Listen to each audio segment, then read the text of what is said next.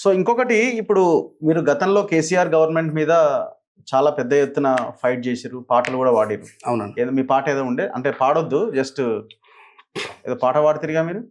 ఓ KCR sir అదే. మా కొత్త సీఎం గారు. ఇప్పుడు కూడా ఏమైనా పాటలు రాయాలనిపిస్తుందా మీకు రేవంత్ రెడ్డి ప్రభుత్వం మీద? అంత దాకా రాలేదా, వచ్చింది ఆల్రెడీ? లేదు, టైం లేకపోవడం వల్ల రాయలేదా? లేదు అంటే రాసినావు ఆల్రెడీ? మా దళితులని విడదీసినప్పుడే ఆయన మీద పాట రాసిన.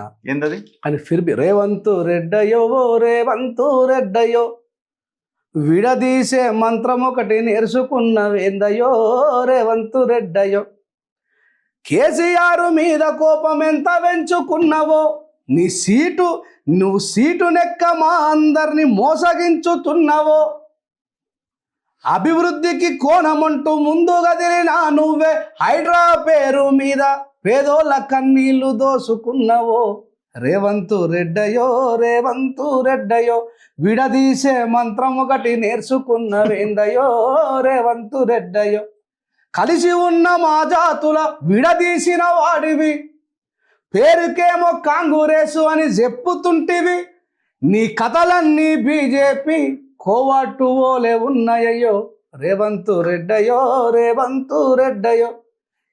మహారాష్ట్ర గవర్నమెంట్ ఎలక్షన్లు జరుగుతున్నప్పుడు గౌరవ ప్రధానమంత్రి మోడీ గారు ఏమంటారంటే, హమ్ బీసీలోగా హమ్